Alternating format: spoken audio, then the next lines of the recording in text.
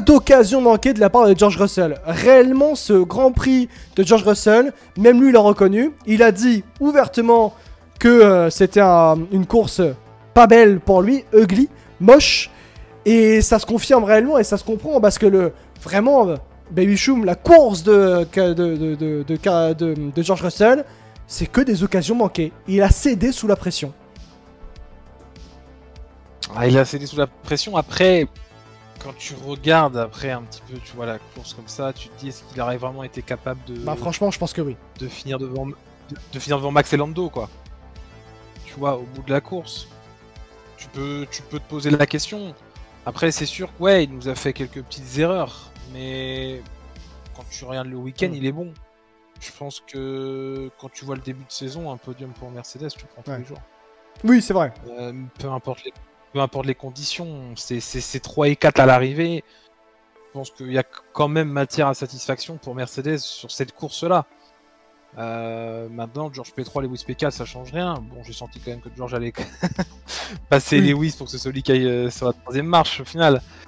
Mais occasion manquée, oui, alors peut-être pour finir 2ème à la limite, mais je suis pas sûr qu'il l'aurait gagné quand même. Peut-être.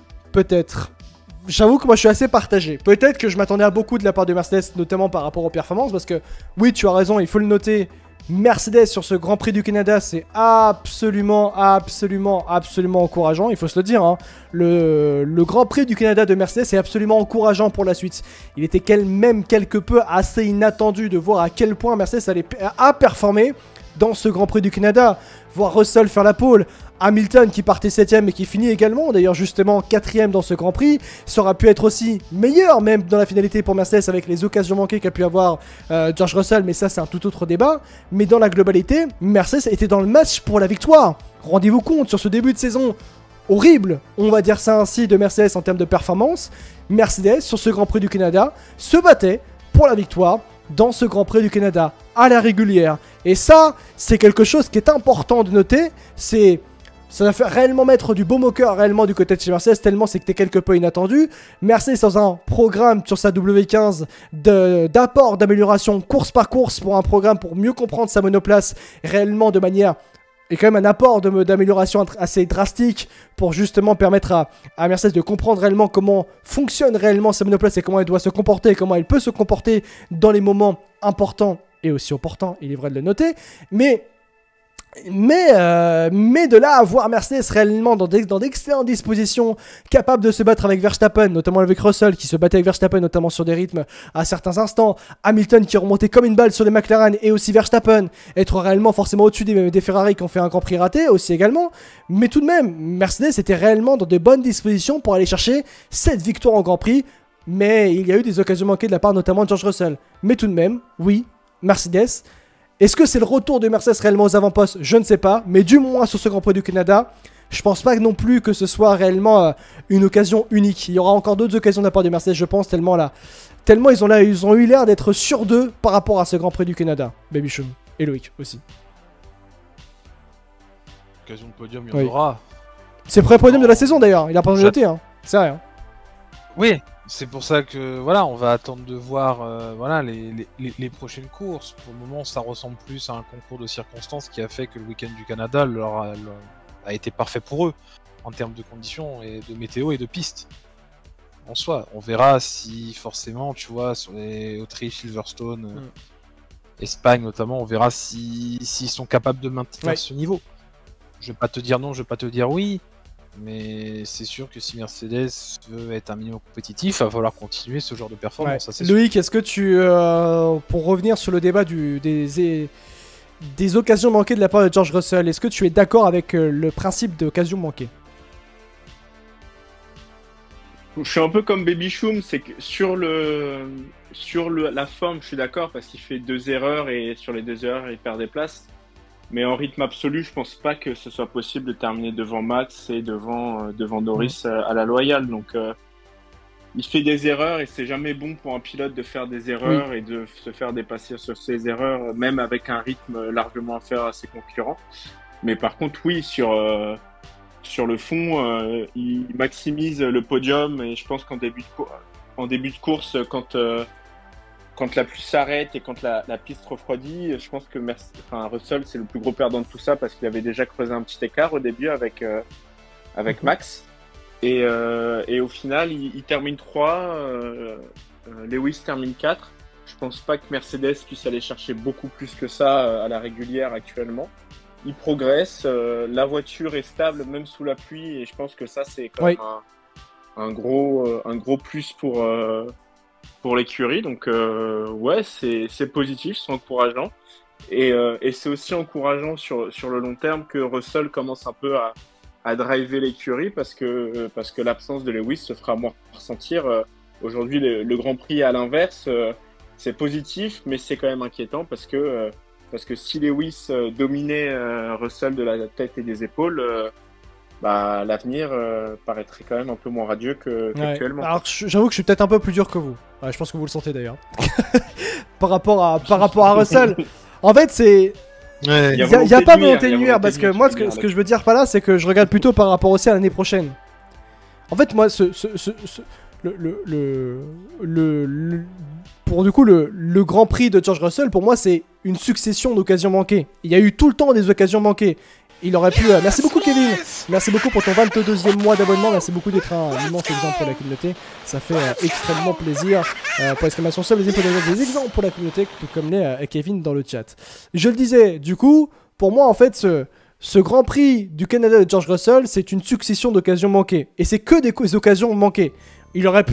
Ça aurait pu être clairement mieux pour George Russell, même si oui, il faut aussi regarder assurément que oui, Mercedes a fait un excellent Grand Prix. Il est tout de même allé chercher le premier podium de l'année pour Mercedes, mais je ne peux pas m'empêcher de regarder la forme du Grand Prix de George Russell. Il aurait pu aller chercher mieux. Il se battait pour la victoire, George Russell.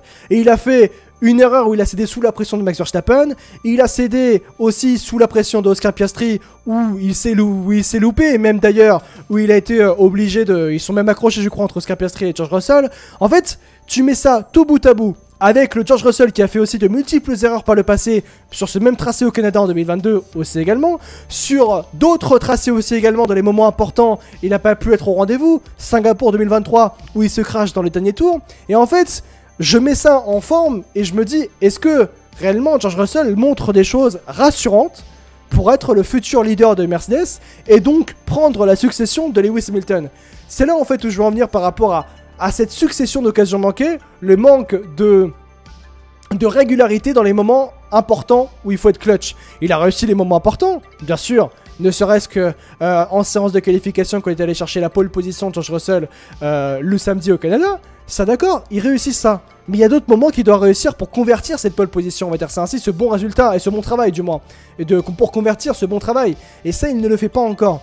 Et en fait, tout mis bout à bout par rapport à George Russell, ça me laisse penser que à l'heure actuelle, il n'est pas prêt à tenir sous la pression d'être aussi surtout un futur et être le futur de Mercedes, être leader justement de Mercedes, une écurie qui a écrit l'histoire de la Formule 1 avec Lewis Hamilton et donc remplacer en termes de rôle Lewis Hamilton. Et c'est ça en fait où ça m'inquiète un peu, c'est-à-dire le fait que Russell semble ne pas être prêt à l'heure actuelle pour être leader de Mercedes par rapport à son manque de tenue sous la pression. Il n'arrive pas à tenir sous la pression, George Russell. Est-ce que vous voyez un peu ce que je veux dire par là ou je suis peut-être trop dur?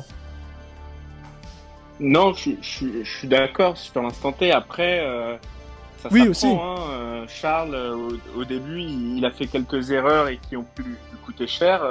La première saison de la nouvelle réglementation, il perd des points bêtement et peut-être des victoires bêtement et il apprend et aujourd'hui il en est là aussi grâce à ça.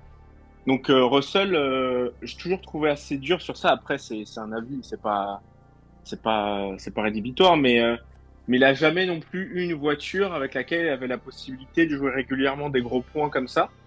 Et en fait, ça s'apprend. C'est pas la même chose en fait, il a l'habitude de devoir surpiloter une voiture et c'est pas la même chose de surpiloter une voiture que de piloter une voiture et d'aller chercher des gros points. Et aujourd'hui, il est quand même entre deux où il est régulièrement à la 3e place. Par contre, s'il veut matcher le rythme de Max et de Russell, il doit surpiloter sa voiture. De Max et de Norris, pardon, il doit surpiloter sa voiture. Et quand tu surpilotes et que tu as un déficit d'expérience qui est son cas à George, en fait, tu te retrouves à faire des erreurs et tu vas apprendre de ces erreurs. Et vaut mieux que ça arrive maintenant où Mercedes joue pas grand-chose. Ils sont un peu dans, ils vont peut-être jouer entre la troisième et la quatrième place au constructeur, mais à la rigueur pour Mercedes, c'est pas très Ouais. important. Par contre, quand ils vont devoir jouer la première ou la deuxième place, ces moments-là, il va devoir apprendre de ces moments-là et c'est peut-être là qu'on pourra le juger définitivement. Hmm. Aujourd'hui, il est quand même à un moment où c'est quand même dur de pas faire ses erreurs quand on n'a pas la voiture Ouais, c'est idéale. clair. Russell, très bon numéro 2, mais pas Ouais. encore mûr pour être leader. Il a fallu que Lewis recolle avec le lead pour qu'il augmente son niveau. Il regarde un peu peut-être les autres piloter lorsqu'il est dans le groupe de tête. Et finalement, il a le syndrome Ocon, plus agressif avec son coéquipier qu'avec le reste du plateau, nous dit DDG. Je suis pas trop d'accord avec la fin non plus. Avec le week. Oula, la balle Ouais, je perdue vous pour connais, Ocon. demandé. Nous, avec le week-end de Perez, t'obtiens un CDI chez Pinder, nous dit Dwebe. Fauquet, ce qu'il dit, en fait, ça fait un moment qu'on sait qu'il a pas tout ce qu'il faut 2023. Et avant, même un peu, avec, on avait eu plein d'exemples, c'est vrai aussi. Moi, je pense que la pole exceptionnelle de Russell masque un peu le fait que Marco était troisième force ce week-end, très proche de Red Bull. C'est vrai, nous dit Red One dans le chat. Dans le premier relais, Russell avait moins de rythme que Verstappen et Norris, donc bon, pas sûr qu'il est mieux à aller chercher, nous dit. Mercedes avait amené les améliorations pour la W15 sur la suspension avant et les écopes de frein, nous dit Shumi également dans le chat. Mais c'est vrai que si on se concentre aussi sur la course d'Hamilton, un petit peu... bon, il a fait une erreur, Hamilton, il faut le noter. Mais sinon, la course d'Hamilton a été quelque peu intéressante aussi également. Solide Hamilton tout de même tout au long de ce Grand Prix, Baby Show. Partait 7ème. Solide mais Discret, discrète. voilà. Il s'est beaucoup battu avec Alonso d'ailleurs. Bah battu, oui. Il est resté là, quoi. Il est resté là, il y a eu les pits, il a sauté. Mais ouais, voilà, week-end aussi où ça lui ramène de gros points. P4, c'est important pour lui, mais voilà, il s'est placé en fait.